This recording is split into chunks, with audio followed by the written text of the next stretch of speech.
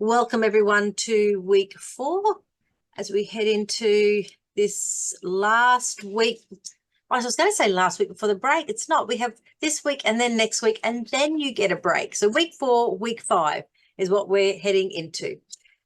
So yes, this week we're heading into the research skills, and this is probably, really it's one of the most important skills when it comes to undergraduate study, because we need to be researching and being able to express what we're learning via whatever assessment task sort of comes up. So first of all, I would like to respectfully acknowledge the traditional owners of the lands on which we're all working and living and learning on. And I pay my respects to the First Nations people, their elders, past and present. So today's lecture, we're going to look at information literacy, what it is and why do we need it? And we'll also look at some practical tips for finding and evaluating research for academic purposes. Now, some of these tips that we're giving you today, especially this criteria that we're going to use, you'll actually be using that a few times throughout PSU, but you'll also utilise this in essay writing as well. So you're going to get a lot of use out of this, and it actually becomes what I would call a little bit natural in the way that you start to think this way all the time. So let's start. Number 1, are you taking notes? And the reason I ask that is that we've talked in the last few weeks about how you can be more active in the way that you're learning. And as you know, this is a very passive sort of a environment here. You're sitting back, yes, you're looking at the screen, but really you're not interacting an awful lot. So you need to be taking notes. You need to be practicing this now, because as you go into undergrad, there's going to be times where you need to take notes. And look, notes can be taken in any way. You can take them on your computer and just pop in a Word doc and draw them down. You can be hand writing notes. However you do it, taking notes helps to cement the information. Because if you sit back and just passively listen, only a portion will sink in. But if you can actually start taking notes, even in your study guide, you could literally be doing scribbling in the margins, they call it. Just scribble in there and write some thoughts down. But all of that will contribute to you being able to understand and recall what's being shared. Now, one of the things I'd really like you to look for and download is the information literacy guide. Now it is in the week 4 tile. Our lecturers have pulled this together as a support document to help you when it comes to being able to search and do research skills. So if you haven't downloaded it yet, make sure you do it this week. Download it. It's in the week 4 tile. There's a few different places. Actually, we have it tucked away in a few places, but it's definitely worth it. And it's even worth having this printed out ready, especially if you're going through essay writing and even into undergrad. Some students say that it's really good just as that little bit of a guide until you get really, really confident with researching. So information literacy, what is it and why do we need it? That is what we're going to be looking at to start with. And we'll, go back to here. I'm just clicking on way too many pages. So why do we need to research? And it's the whole understanding the university and playing by these rules of the game that the university has. We need to research because we need to express an informed opinion. And what we mean by that is that we're all coming here as a cesspool of all these individuals, and we all have views and worldviews and opinions. But when we're doing research, we actually want to be expressing an informed opinion, which means that we're actually finding out what other people have had to say, researchers and organisations that are really delving into areas of interest. We want to go and research and see what's being said out there. And then that information informs our opinion. So that's what we call an informed opinion. And when you have an informed opinion, then all your views and all your ideas are backed up by information from trustworthy sources. So if you imagine that in an essay, you're doing research to find out what's being said about a particular topic, and then you're expressing this, you're presenting these ideas and alongside your opinion, but it's all being backed by what these people are saying. right? That's your journals, and that's your books and your newspapers and everything that's out there on that topic. You're actually, that's what we call sources. We talked about sources of information when back in week one, when we're looking at plagiarism. When you're referring to sources of information, then that's what you're doing when you're showing an informed opinion. So when we think about research, poor research skills, and let's be honest, there's a lot of people out there that have very poor research skills, but what it leads to is actually long and very frustrating searches, because you could be spending hours and hours and hours getting nowhere finding information. Then what you do is you end up with these poor quality resources. And let me tell you, lecturers do look at the reference list. They have a look and they see, is that a quality resource that you're referring to? We can tell when it's just websites being picked up. And in turn, that leads to poor assessments, because you're not getting depth in what you're presenting. Can you guys just make sure you're muted? Yeah, go HD audio drop. Thank you.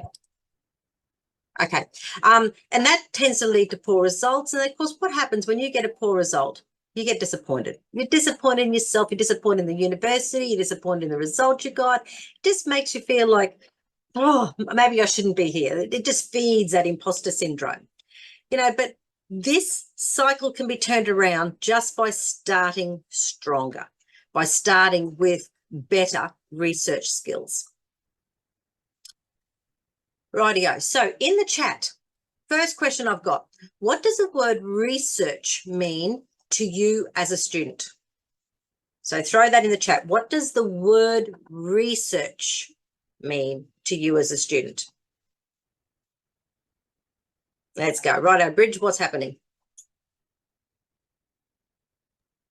Is further investigation into a subject, investigate, look into information, looking for information, analysis of sources, finding information, exploring, gathering information to have a better understanding, broaden your knowledge on a certain topic, looking for clues, gathering information that is required for your assessment, verification, multiple pieces of information on a topic, testing theories, pretty good, gathering information.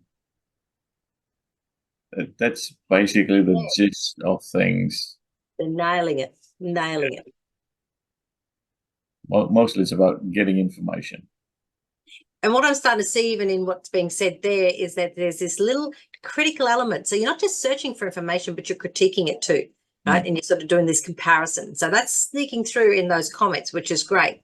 So now, second question, what feelings do you associate with research? So when we say, okay, you're about to go and research, what feelings does that evoke in you? Let's go.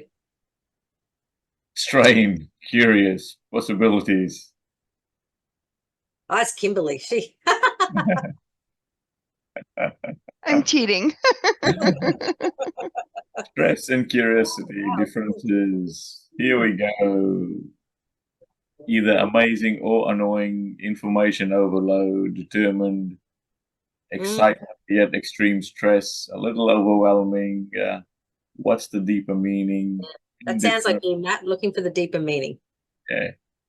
Curious, finding information you might not have thought of, wealth of information, curiosity, exciting, excited to gain new knowledge or further my knowledge. That's great. And actually, I like hearing some of these, because some of you have actually turned this, instead of thinking about the negative of, oh, it worries me, it's scary, you're saying, this is exciting. I'm actually going to learn new information. You're bringing out that curious nature. And I think if you do that, you're actually going to enjoy study, because you are learning something new and you're going to be able to apply that new knowledge to your future. So that is really, really great points there. Needs doing. Hopefully not too interesting. Yes, it's very easy to go down a rabbit warren and just go off track completely when it gets interesting. So as you can see, a range of emotions, and that is very, very common. We find that for some students, they do feel that sense of frustration, because how do I find it? Where do I go? What do I do? Which is why we're doing it this week, to actually help you with that. Some find a little bit intimidating, having to sort of go and find and really search for this information. And yet you start to spin that around, it can be highly satisfying as you're finding information, as you're learning, and as you're thinking, oh, this is great. It really substantiates what I want to say. You know, when you get that level of excitement about your study, you're going to really enjoy it. It does become interesting because you are learning new knowledge. You're hearing what other people have to say about different topics that you are interested or that you are needing to find. And then you actually really start to appreciate the importance of research and the importance of different worldviews and how research informs what's happening around us. Because don't underestimate research. People that are out there researching are doing it because things are constantly changing. And so there's always new research out there. So we need to be fully informed, constantly fully informed as we're going into our particular professions. So let's have a look at information literacy. So the Association of College and Research Libraries, they define it as a set of abilities requiring individuals to recognise when information is needed and have the ability to locate, evaluate, and use effectively the needed information. So as you can see, information literacy is not just about finding. That's a huge part of it. It's about finding the information, but it's also takes into account the ability to evaluate it, and the way you use it effectively. Right. So there's a few actual branches to information literacy, and that's why we're delving into it, because we are going to look at how we can find it, you know, where we find it, so the ability to locate it. Today we'll talk about how to evaluate that information, and then the using it is what we'll delve into in coming weeks, how you use this information. And the other thing to keep in mind is this has even taken on more importance now in this digital age. So we've sort of transitioned in the last decade from fairly much a, I say 20 years ago, it was even more where you might be using a computer, but everything was hard copy. Whereas in the last decade, things are really changing. Everything's become digitalized. So you don't walk, and you guys might have seen this, you don't walk into the library like you used to 20 years ago with books everywhere. Now walk into a library with very limited hard copy resources. And most of the information you're going to find is going to be digitalized. So that's really important, but also we're heading into a whole new era now with generative AI, artificial intelligence, and that in itself brings a whole new complex set of issues and problems, because it can potentially be used to take away this productive struggle that you need to be doing in order to develop your knowledge and your depth of understanding. So when we talk about research, it's about this, and write this down, it's about this productive struggle, right? And it's meant to be like that. A few of you were saying before about, oh, I'm a bit worried about research and it scares me and so forth. A part of this, you need to have that. You need to have that productive struggle where you're thinking, oh, how do I say this? I want to say this, and this person says this, and I need to mesh that together. And, or what argument am I going to use to support what I'm saying? That productive struggle is so important, and we do it all the way through our degrees and then all the way into our professions. You need to have this productive struggle. If you're taking the easy way out and cheating by using maybe Gen AI or different products like that, you've actually lost that capacity to develop a deeper understanding. So just keep that in mind. Information literacy is very, very important in a digital age. So here's another one. It's a set of abilities requiring individuals to recognise when information is needed and have the, oh, sorry, it's the same one. Somebody just highlighted it. Specific parts that I just spoke to. Let's forget that. Right. So we're going to look at 4 steps to this planning your research attack. So number 1, very, very important, and it's the most simple part of this whole process, is planning your research attack. Well, we're going to talk to that in a moment. So you need to, number 1, plan how you're going to go about researching. Number 2, you need to find scholarly texts. So that's that, sourcing it, looking for it. Then you need to evaluate that research that you're finding. And the last part is managing it and presenting your research. So let's keep going. So this is what we're actually going to look for in this module, module 4. We're actually looking at these 4 steps. Now, remember, planning is really, really important. Otherwise, who can remember this show here? Anyone recall what this one is? Some of you younger guys probably won't remember this at all. There's a few people shaking their heads. Pop in the chat if you know who it is. Well, what show this is, who it is. They're probably all dead by now. Let's see, anyone? Oh, Kimberly's having a blast from the past. We would have only been very little girls back then, Kimberly. Tom and Jerry. Not quite. No. Dear, oh dear. Anyone know? Does anyone know this show? Jetsons, oh goodness. This is a whole new era of people. Oh, Kyle. Thank you. Thank you, Kyle.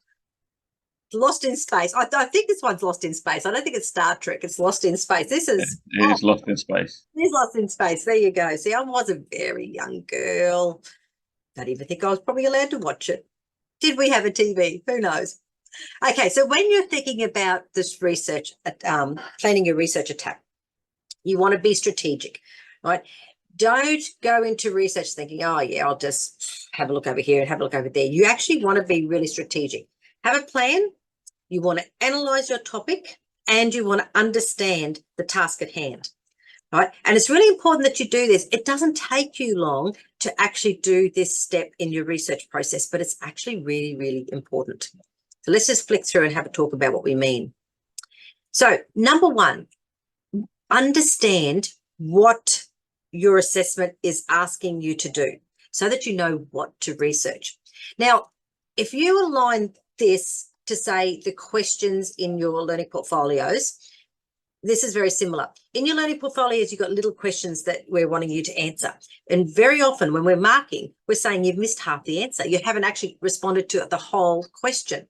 So what you need to do when you're starting to do research is have a look at that question and really break it down. Understand exactly what it is they're asking for. And we're going to look at how to do that. So what is the question asking? And think about also what are the critical issues that are related to this particular topic. Let's have a little play with this. So here we're thinking about the topic question. And we're going to write an essay on the impact of the coal seam gas industry on Australia. So have a look here. What do you think are the key words that we need to take notice of in this particular one? Throw it in the chat. Impact. Australia, impact, coal seam gas, coal seam, Australia, coal seam gas. Great. Yeah. Nailing it. There are 3, exactly. There's 3 different areas here that we need to be taking notice of. So first of all is the word impact, right? So the impact, and we're going to talk to that in a moment because we need to understand what sort of impact are we talking about here. The coal seam gas industry. So there's a little phrase of words that's very important. So when you're researching, we actually have to be really conscious here that we're not just looking at coal or gas because they're 2 completely different mining industries. We're looking at the coal seam gas industry. So that phrase is very, very important. But the other word that's important here is Australia. Now, sometimes when you're researching, they'll actually want you to focus on a particular area, or it might be you might need to look internationally. But if it actually says on Australia or it gives you a location, then that is what we're looking for. Okay, so that's number 1, identifying these keywords and phrases. But the next one that we want you to do, this must have been, say, from last time where someone hasn't taken the thing off. What I want you to do now is think now about what synonyms relate to these particular words. Now, you can do this by jumping on your phone and looking up synonyms, looking on your computer, just coming up with them yourself. But what I want you to do is using remember how to use that annotate function on the screen, little annotate at the top. I want you to type in there. So you need to go annotate and then the little T box. type in there synonyms that relate to each one of these. And then we'll have a look at what some of the ones we've come up with. So take a few minutes. You can have a look on your phones.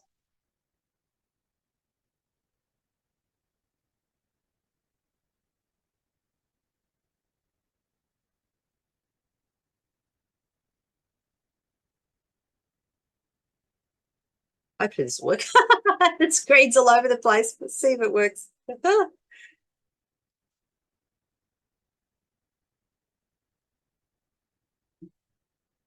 So we're seeing impacts. When we think about the impact, the effect, the outcome, the influence, it's good.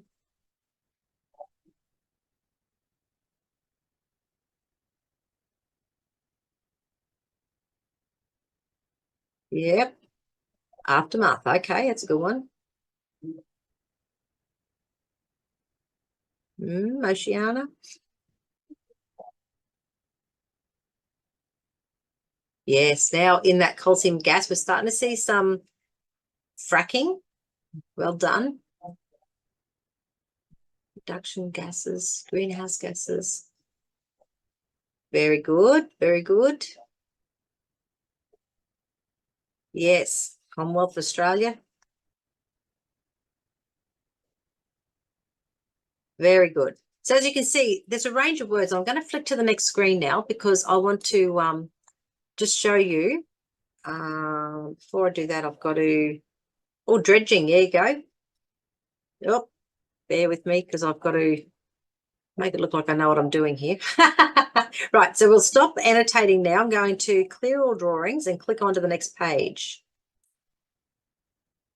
Right, so let's have a look here. And I saw a lot of these words in the other page. So when we're talking about coal seam gas industry, there are some words you could be using. Fracking is the number one that I would be going and researching using that terminology. Drilling, gas wells, and you can even be thinking about water aquifers because they play a part in this whole process.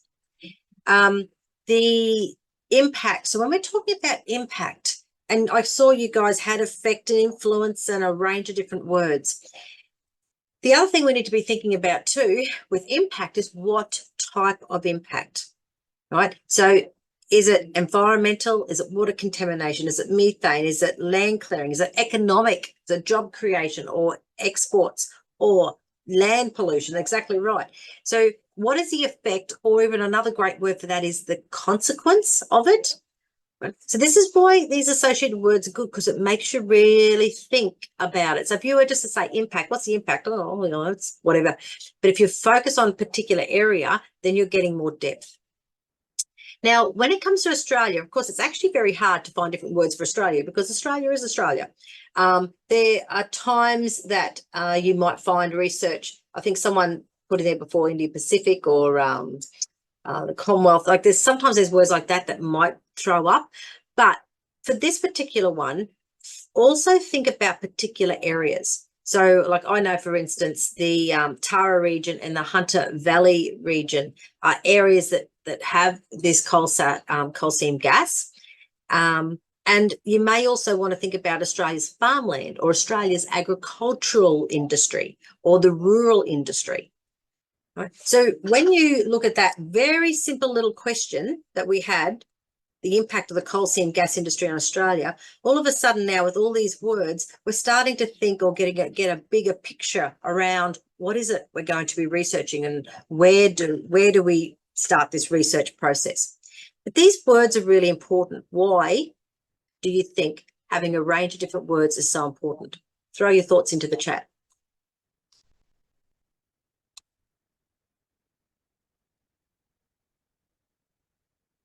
So why would some of these words or having a range of words help? Help you research, search function. It'll help with the search function, paraphrasing, variety of vocabulary, specificity, clearer results. Paraphrasing helps you understand the question, expression of topic, in-depth information, broaden search ideas, might help your own understanding. That's good. So Yeah. later on, as we keep going and we start talking about the library, one of the things we need to do is use search terms. And the search terms is really what can make or break the your ability to find some really quality resources. And sometimes you can be using a word term and just not getting a lot of information. But if you go in and then use, say, some of these synonyms, it might give you some actually very relevant sources of information. So having a range of different search terms or these associated words will actually help with the search function. So that's why we actually start by breaking down the question, looking for synonyms, and then that's going to help with that research process. So the other thing that you should even think about doing with your topic question is use those 5W and H questions. What is it, who is it, when is it, where, why, and how. So if, for instance, with this particular question, you could say, what is fracking? What's the positive impacts? What's the negative impacts? Who benefits or who suffers from it? When? So have these impacts changed over time? Where does fracking take place in Australia? Why? So why is Australia reliant on this particular industry? And then how does the gas get extracted or processed? So by asking those questions, it's again broadening your understanding around what it is you're researching. So the next part of this, which relates to what we've just done, is finding these scholarly texts. And this is where, again, you've got to be specific and you've got to be strategic in the way you do it. By being more specific and really focusing your search strategies, you're going to find more relevant and quality articles. So there are plenty of ways where you can find quality information. So I know a lot of us sort of tend to jump to Google. Dr. Google tells us everything that we need to know, but you need to be cautious because it only shows up a portion of what's out there. And generally it's associated more with, say, the websites and potentially lower credible items. But we want you to think beyond Google. Right? We want you to be thinking about, number one is our library database.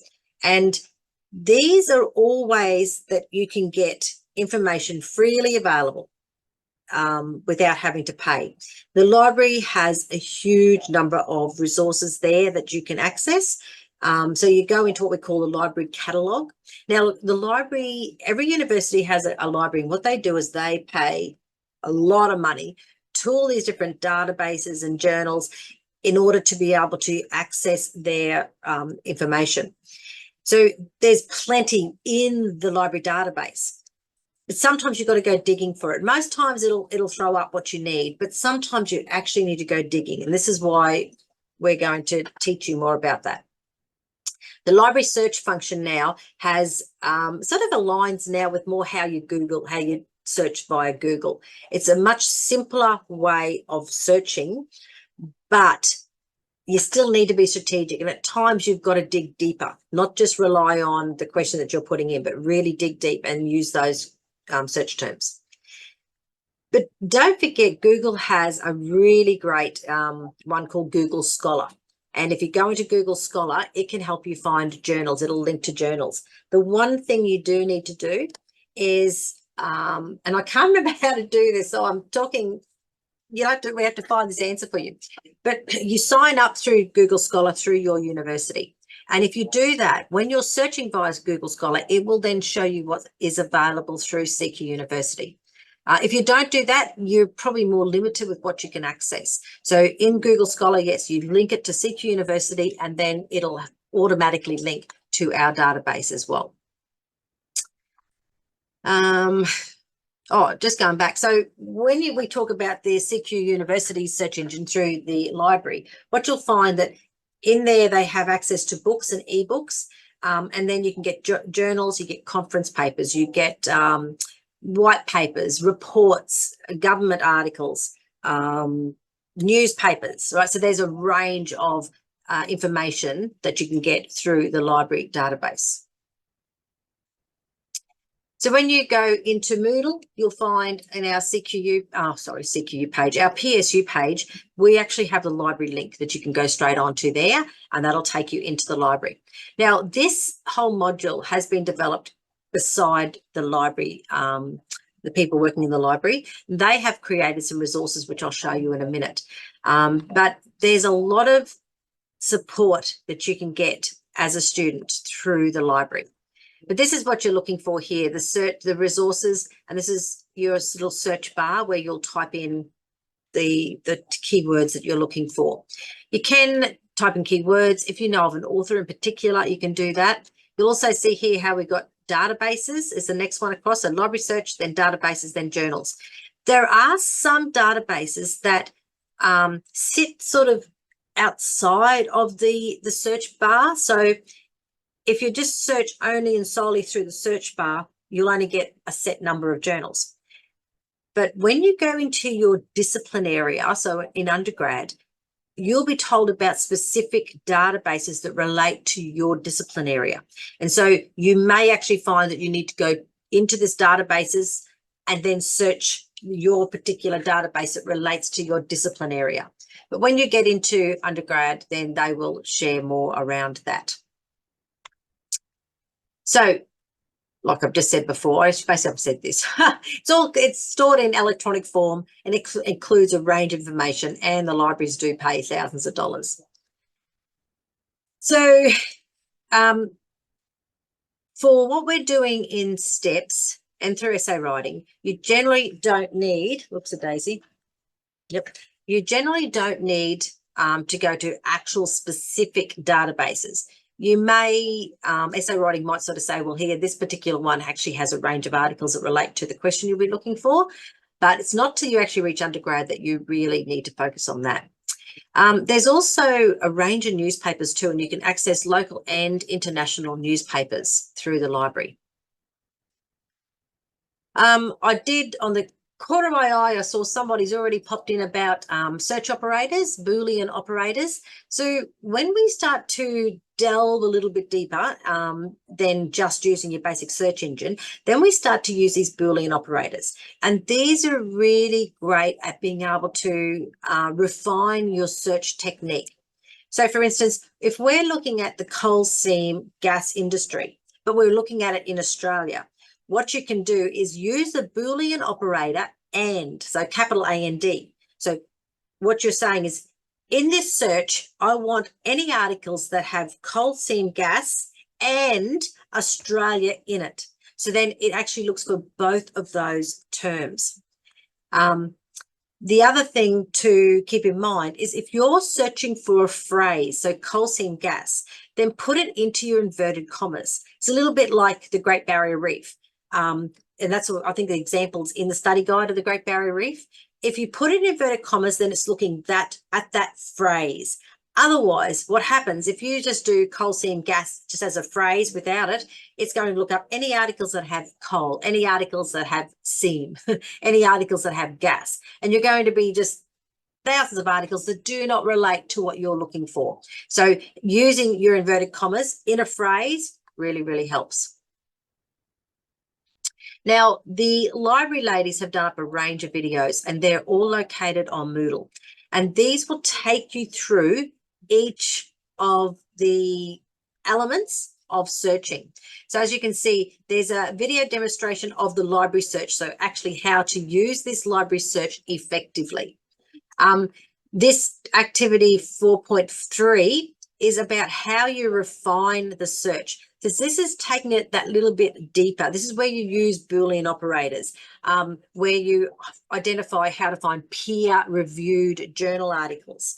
It could be making it current, so it could be putting in a time frame, could be particular areas, only English. Like, it's a range of ways that you can refine your search. So that's really one to look at, watch, and then go and practice it. Don't just watch it and think, okay, I've got this. Go and practice, because that's how you actually learn, is through doing.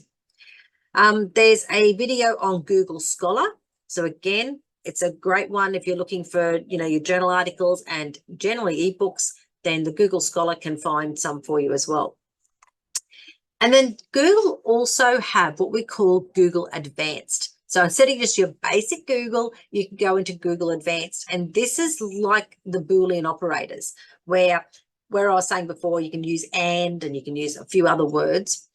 This actually does it for you, but it breaks it down. So in each little line, it might be this word plus this word or this word, right? And so you can actually do Google Advanced to actually help you find information. So there's a few ways that you can go and retrieve good quality articles for essay, for papers. So, Trixie, yes. can I just jump in? There was a little comment about limiting factors when you're doing searching as well. So that's also important to keep in mind. Like in this case, it was probably just Australia. Sometimes when you're doing something in nursing education, they'll say only in the last 5 years. Yes. So you just have to keep that in mind, because that can help you going from 10,000 search results down to just 1,000. Things like that. So, and please, like Trixie said, go and practice. You've got the time while you are in steps to learn how to do database searching, because you can spend hours and hours and hours. Yeah, absolutely. You're so right. So the next part of our research skills planning is the evaluating this research. And it's very crucial that as you're researching and you're finding articles, that you're choosing carefully. Don't just be slap happy and just choosing whatever you can find, because then there's a chance that you're just using less substantial information. So we really want you to be looking. But in the chat, throw in what are some of the sources of information that you think are quality sources that you could use for an essay.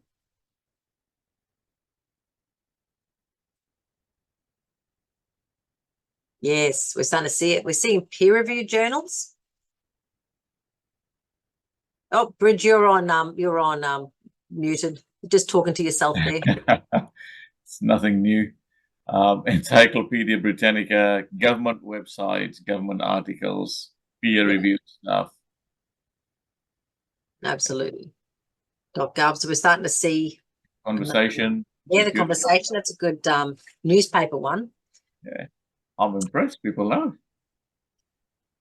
So beforehand, like we were just talking this before, and I saw peer-reviewed journal articles. So who can explain what a peer-reviewed journal article is compared to just to a basic journal article, I suppose? Anyone want to type it in, or even be game and share it out loud?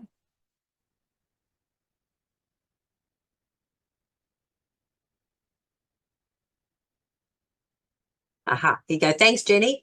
So, yes. Now, yeah, a few of you got it going in there. Very good. Yeah, so peer-reviewed articles are journal articles that have been reviewed by other peers in the field. So when you've done research and you put into a journal, they'll send it off to 2, potentially even 3 people. They will then review it, read it, give feedback. And when that feedback comes back, it could be accept with minor changes, it could be accept with major changes, or it could be we're not accepting this. So it's, what's that word? It's gone. Just a big fat no. And through doing this, they'll actually then give you also, Bridge is laughing, the word just wasn't coming, Bridge. They'll give you feedback about areas to enhance and improve your article. So then you go back, you play with it, and then you can resubmit it. And sometimes it goes through this process 2 or 3 times until they are happy with the article that they're putting up, because their reputation relies on what they're submitting or what they're allowing to go through their journals. So that's a peer review process. Now, you also have these journals and databases, but you also have what we call open access. Now, same thing, there's still a journal, there's still a database, but open access means that you can actually access it free of charge. And more journals are going that way. In the past, you had to pay, whereas now they're becoming a little bit more open. And that's always better, I suppose, at times, but you've got to be careful, because there are some journals that are open access, but they charge you to put your article up. So if some desperate people will pay, but you're talking big money, to get an article published. Whereas we try and go for the ones that, you know, don't charge. We go through that peer review process in order to make sure that we know that the articles that are being published are quality articles. So we're going to use this criteria called the RAOC framework to evaluate the research.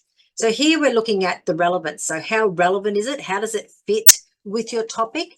And what parts of it would it be useful? So as you're looking at an article, you're thinking, okay, so how does this work? Is there anything in here that relates to my question or relates to what my argument is for this question?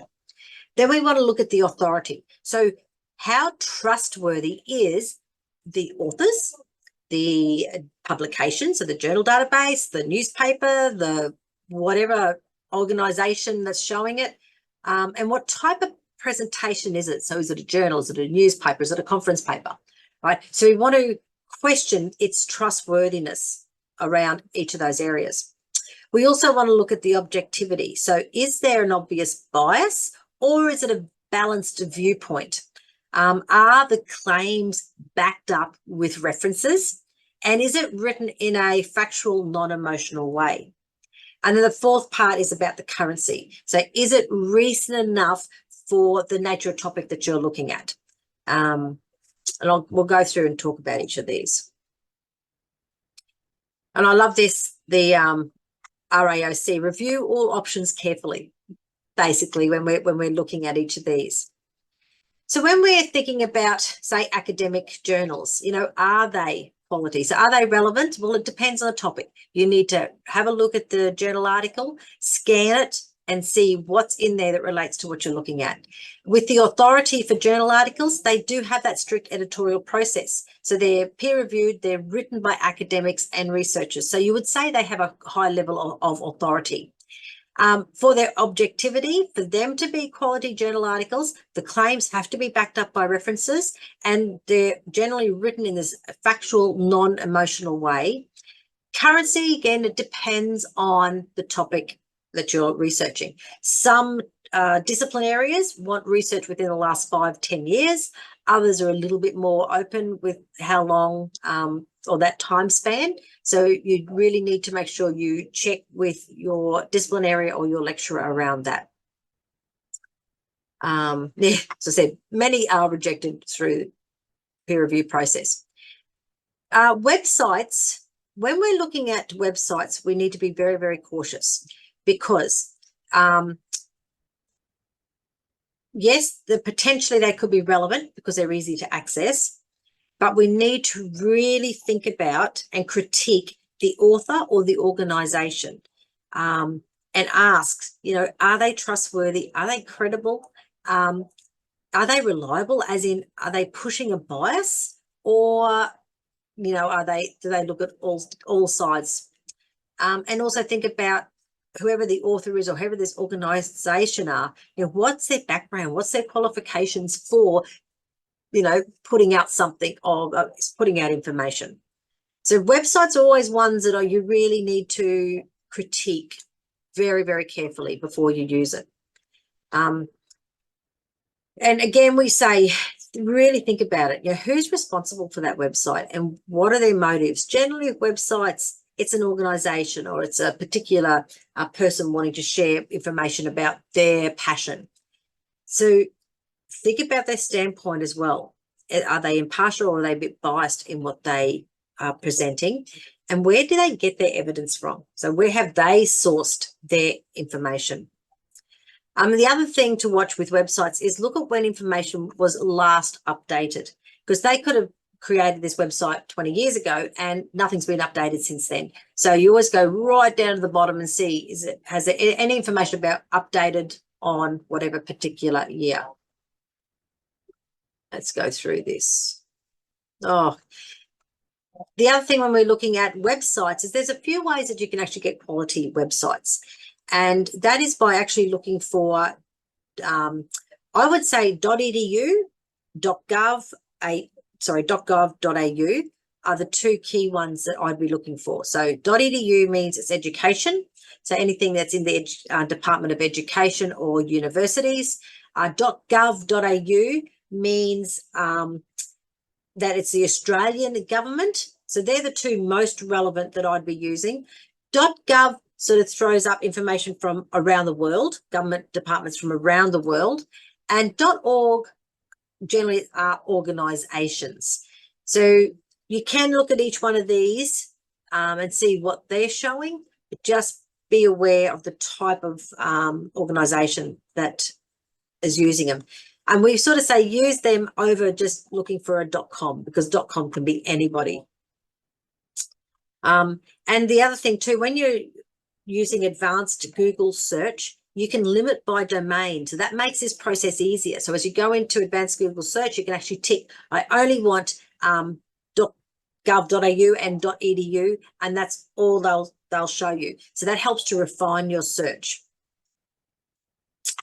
And when I was sharing before about the videos that the ladies do, this is what the Google Advanced Search looks like. So it actually, each of these different, oh, whoops, Daisy, clicking on it, each of these different columns here, you can actually add in different words and then you can go through and choose different domains. So it's worth practicing Advanced Google Scholar because it will actually help you refine your search. And then Google Scholar itself is the one that will bring you to a range of different scholarly articles. Okay, so let's use this RAOC in action, right? I've got this particular website here, Arrow Energy. So in the chat, in the chat, I want you to tell me whether you think this particular website, would you class it as a reliable source of information? And then write a little justification, yes and why, or no and why. Yeah. Don't forget to tell us why you're saying it's biased. Tell us the why. Have to justify it.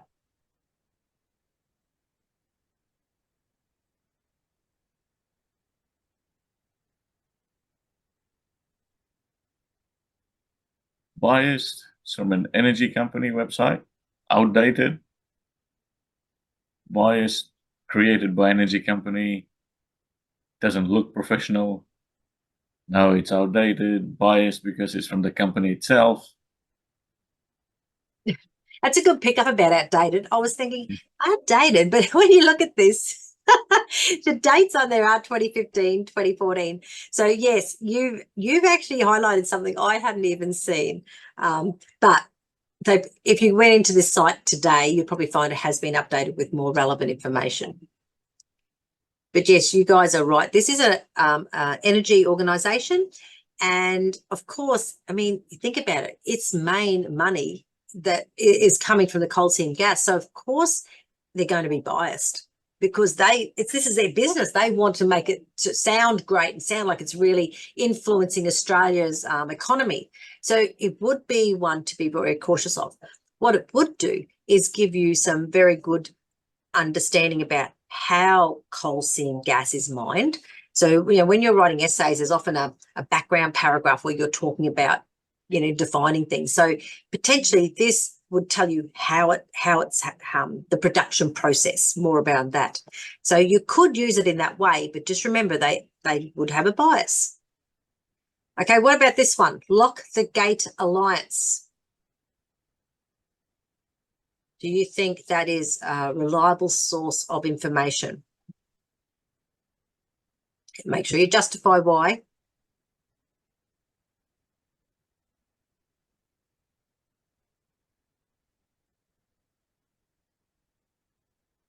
What are they saying, Bridge? Biased against CSG, biased to farmers' perspective. No, it is biased as it is not objective. Biased, they donate, shop, join the movement. Because of that, it's biased, trying to persuade readers to stop CSG. So it's a movement, so they give information to help their movement. Right, that's good. Yeah. And remember that when we're researching, we're trying to make an informed decision. So, you know, should we not be reading these?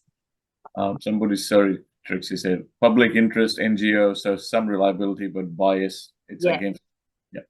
Yes, and as Matthew says, would be a good stop shop for further reference material. So don't just not read these, look at these sites, because there is information there. We need to understand this is what the coal seam gas industry is saying, but this is what these other people are saying. There must be some reason why they're anti it. So you want to read up about it. What is their argument? What are they trying to say? Right? Because we need this informed decision. We need to look at both sides of the argument. So yes, we do want to look at this, but we need to be cautious because there's a very bias, a high level of bias, I suppose, in the way that they're writing and what they're saying, because they're very anti it. So again, we want to be able to make this judgment call. If I were to use this, how would I use it? Why would I use it? Right? And that helps you to make that informed decision. Okay, what about this one? CSIRO, Commonwealth Science and Industrial Research Organisation. And this is an article that they're presenting. So is this a reliable source of information?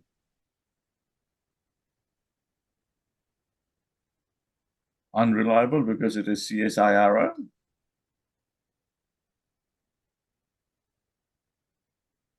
Imperative language. You choose sources from both sides of the bias. Unreliable, outdated. Highly reliable because government organization that is backed by scientific research.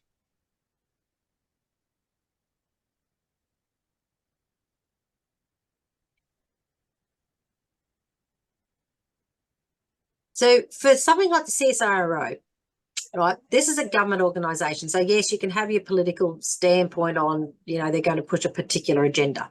But this is a government organisation. They pay for research to be done into particular, whatever it is that they're researching. So there is a high level of reliability in that it's based on research. When you're reading it, then you've got to actually make that judgment call about, is it a very balanced point of view, or are they really searching for a particular angle and that's all they're reporting on? So again, it's up to you to make the choice whether you think this one is a reliable source of information. Again, when you're doing essays, you're actually wanting to show what's being set out there. So this would show one side of the argument, and maybe the others might show the other side of the argument, so that you are able to show also a balanced perspective. So again, you got to use that RAOC in order to come to a decision as to whether you would use the information that you find in this particular site. And then we have the conversation. I'm not sure how many of you know about the conversation. Do you think the conversation is a reliable source of information?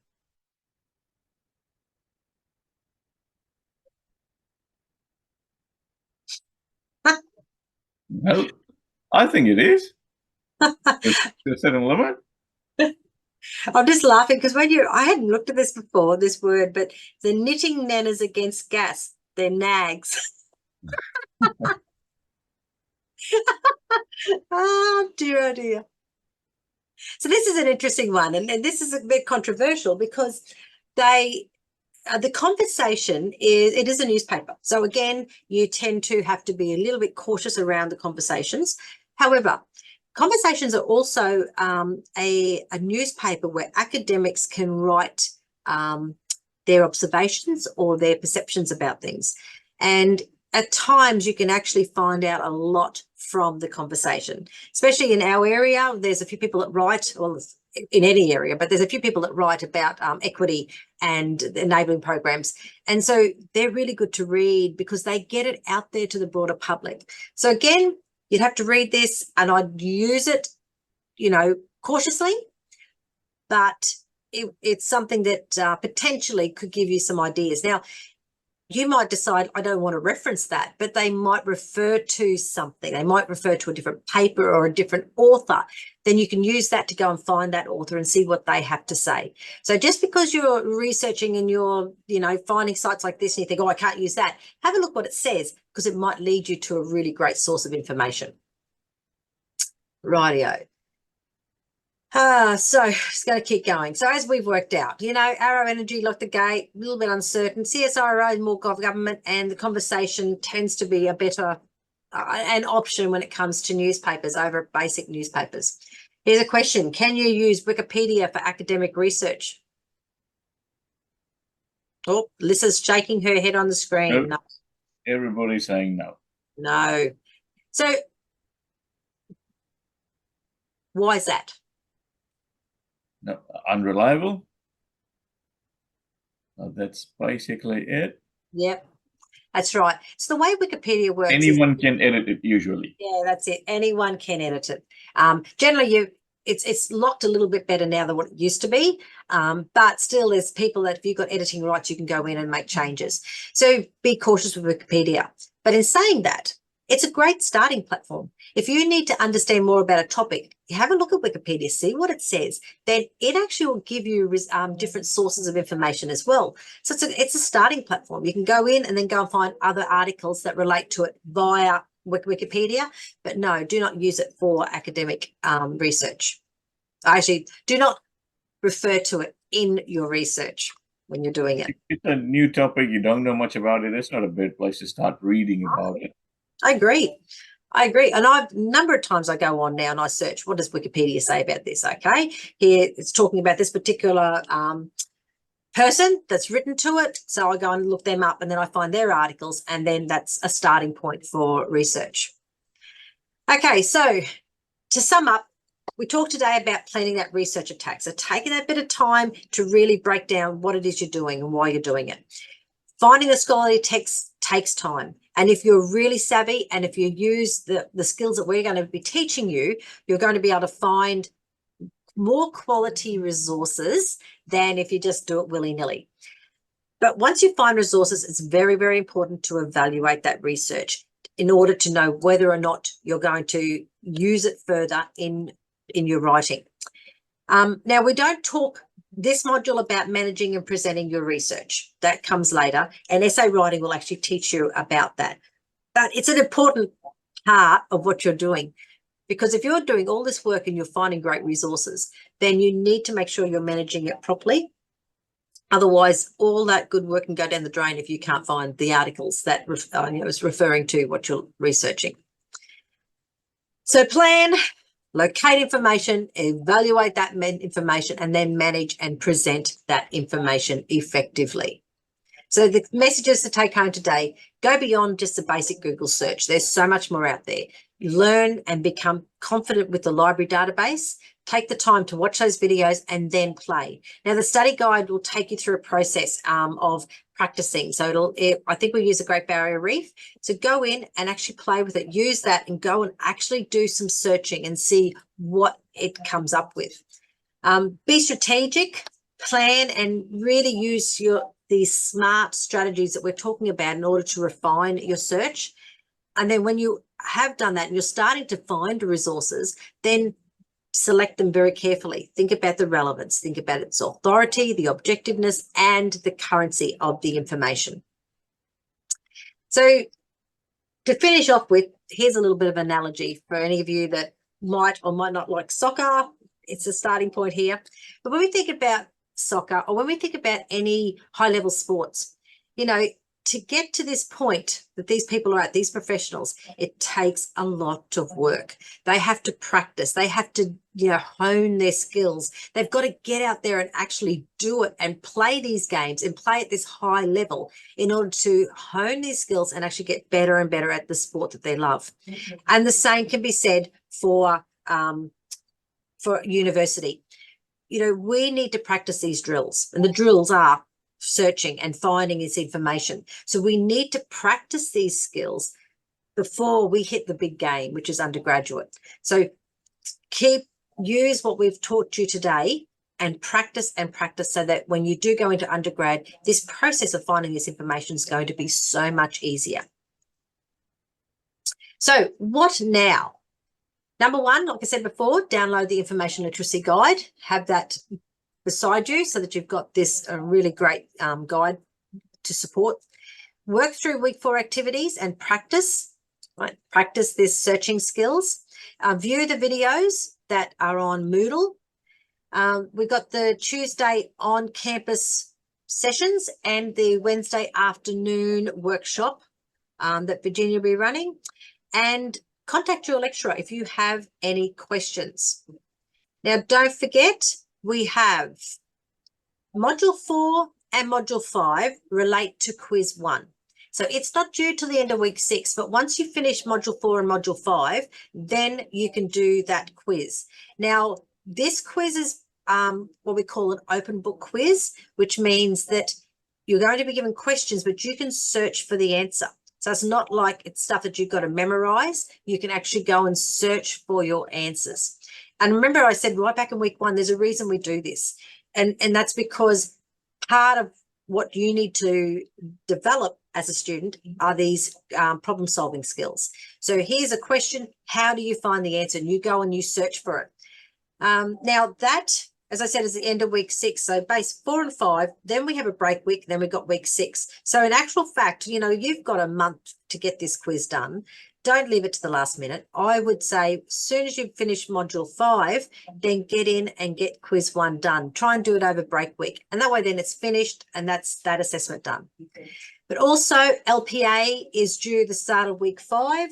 So normally it's actually due by this Friday, but because we've got Easter coming up this weekend, we've made it so that it's due on Tuesday the 2nd. So it does give you the Easter weekend to ensure it gets done. But you're actually basically it's a blanket extension, I suppose we could call it, that we're giving everyone. We're actually giving you a 4-day extension so that it's due on the Tuesday. My suggestion is get it done before Easter break. Try and get it done and uploaded by the end of this week.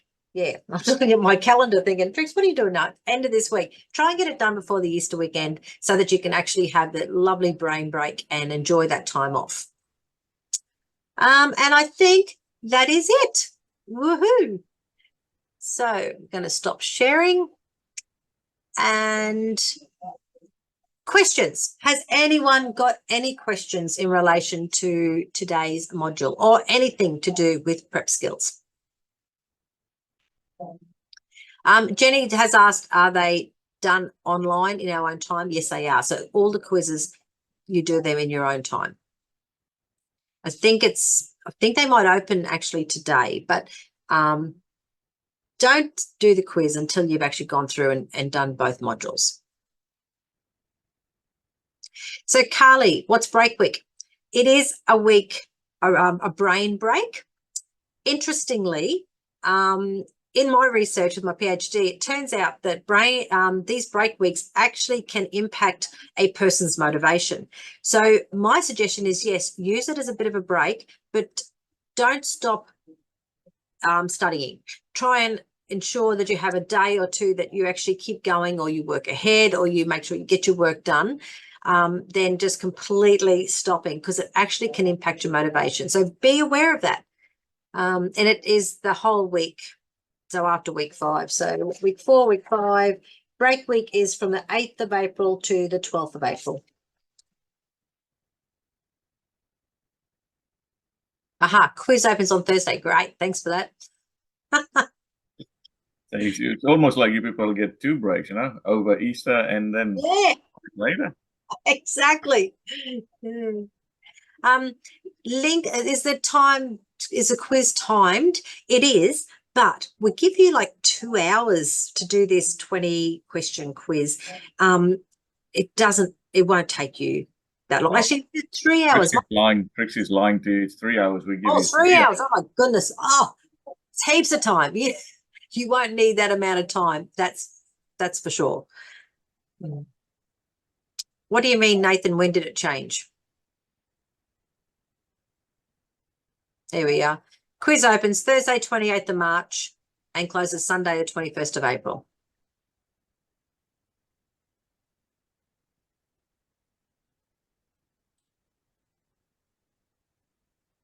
Please use the template for LPA that's been provided.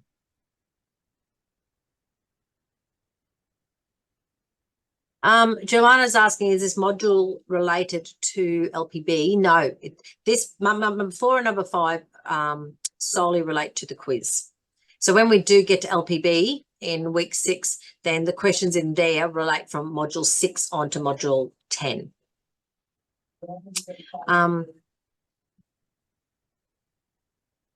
Kaylee says, do we have to reference in LPA? In actual fact, no, you don't have to. And the reason we say that is that we haven't taught referencing yet. And there's a particular way that you have to reference at university. So because you don't learn it in prep skills just yet, we don't demand or expect it in your assessment. It's probably the only unit that you'll ever get told you don't have to reference. But that's why we also make the questions very reflective questions, right? So you're reflecting on what you're reading. So no, you don't need to. Matt, that's a really great question. What happens if you use a website and the references and the website gets taken down?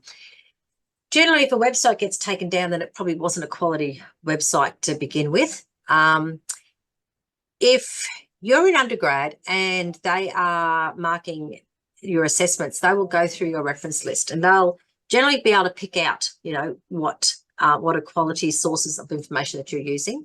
And look, there are sometimes you could use a website that could get taken down. Sometimes it's even, you could link on it one day, the next day the file's not found anymore. And that's just a part of digitalized information. It can happen. Usually in that case, while you're referencing, you have to say when you accessed it last. Yes. Yeah. And especially in Harvard, they'll you write down when it was viewed. So, you might have viewed it 6 months prior. So by putting that down, then the lecturer knows that if it's not there, that was when you actually saw it. So something's happened and it's been taken down, or it's been, the file's not found. It could even be sometimes if they, who's hosting their website, if that hosting organization say they haven't paid for another few years, then that's why the file's not found. They've got to go and pay for it in order for people to access it again. So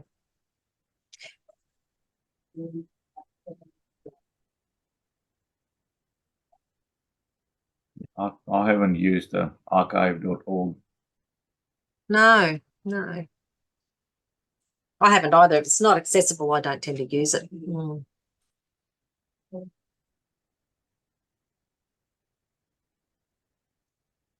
Marianne, can we submit our tweet? I like your wording. LPAs. Generally, we don't do full reviews on the LPAs because if we do it for one, we've got to do it for everybody, and it's a big load. That's why we say send your first couple of questions into your lecturers and then they will feed back. And then from the feedback that you get from that, then we want to see you implement that through the remainder of your LPA. So what I tend to say to my students, all lecturers are different. If you've done your LPA and say there's a question or two that you're really uncertain if you've answered it correctly and you want guidance, then email your lecturer and saying, look, question 3B, can you tell me if I've answered this correctly, or is there a gap, or whatever it is that you're worried about? Actually be more specific than just handing it over saying, proofread this for me, because we're not a proofreading service. So, be specific and say, I need help with these particular questions because I don't know if I've grasped it correctly, and then we can feed back on those questions. But that's a really important skill even for undergrad, because again, they won't proofread your work. You need to, if you have questions, you need to ask the lecturer the question. Don't ever just say, I don't understand what this is about. I don't understand about this assessment, because they're going to come back saying, well, I don't understand what your question's asking. You're not being specific enough. So whenever you ask a question of a lecturer, you need to be specific. This is what I don't understand. Can you clarify, whatever it is that needs clarification?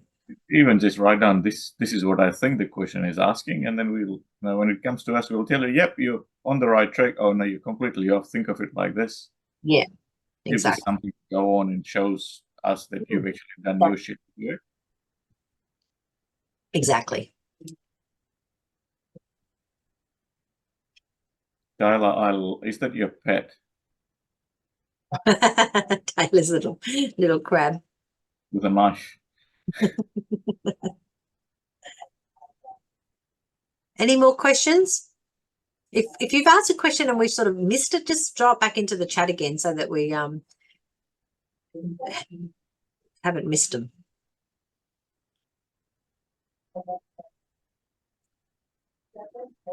Now, so we're getting near the end now. So please, you're free to go. Some of you will be getting ready for the EWU lecture coming up in 45 minutes. So it gives you a little bit of a break. Get working on those LPAs, and when you're ready, get them submitted.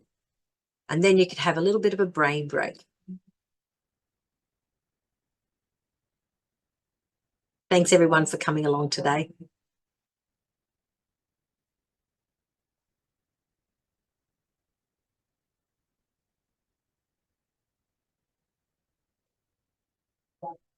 Welcome everybody.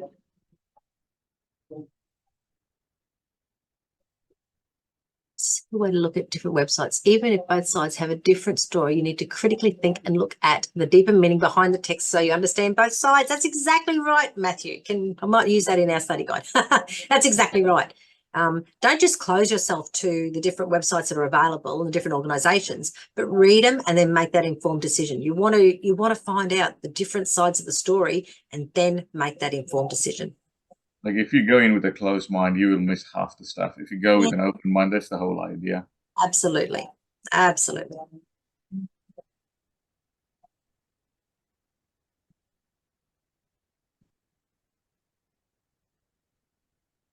So this recording, once it's finished and once I've edited it a little bit, we will put it up. So it'll probably be later on today before this lecture recording gets put up.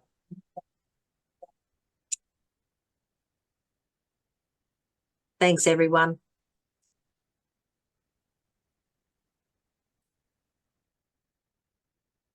Rightio. Well, I think we can go. There's no more questions. Nothing else is coming up. Everyone's just been very, very kind. Oh, look, Taylor. Website. Yeah. Oh, Taylor, there's heaps of resources out there just online that you can access about learning how to write academically.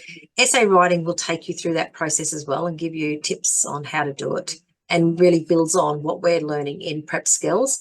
I think academic writing is developed. It really is. It's about just continually learning how to edit, how to tweak, how to put your thoughts down and then revisit it. It's not a process that is generally it's not a process that comes naturally to many, many people. And even if you are an affluent writer, it's not about how good you write. It's about the thought processes and that the argument that you're presenting. So it just takes time. It takes time. If you start to look at journals will give you an idea of what we mean by formal language, and learning the words and the vocabulary that's used will help you also to start to learn how to form your sentences for academic writing. It's definitely something you just will develop. And like I've had students read their stuff that they submitted in year 1, and then when they're in year 3, they look at, oh, no wonder I didn't get a HD for that. Yeah, I've still saved my first 2 assessments that I ever did. I've saved them in hard copy. The first one I did, that was a really bad grade, and the first one I did that was a really good grade. And and I look back at that bad one, I'm like, holy dooly Trixie, that wasn't a good assessment. But it was my learning curve. And the next one, the same day, I got the same grade back, another assessment back, but it was a high grade, and it just showed me, aha, this is what I don't do, this is what I do. So I always stuck with trying to do that the higher level writing. Got to learn the hard way sometimes. As long as you learn. Yes, right. Yeah. Yeah, Nathan, DOIs are important nowadays. So we actually, even in reference to this, they say put the DOI up, because that will take you to that particular article. Rightio, guys, we might log off so I can go and finish this recording and get it put up on site. So it was great having you all here today. Thanks for your support, your chatting, and I'll see you next week. Thanks, Bridge. Thanks for giving up this one. Okay, see ya.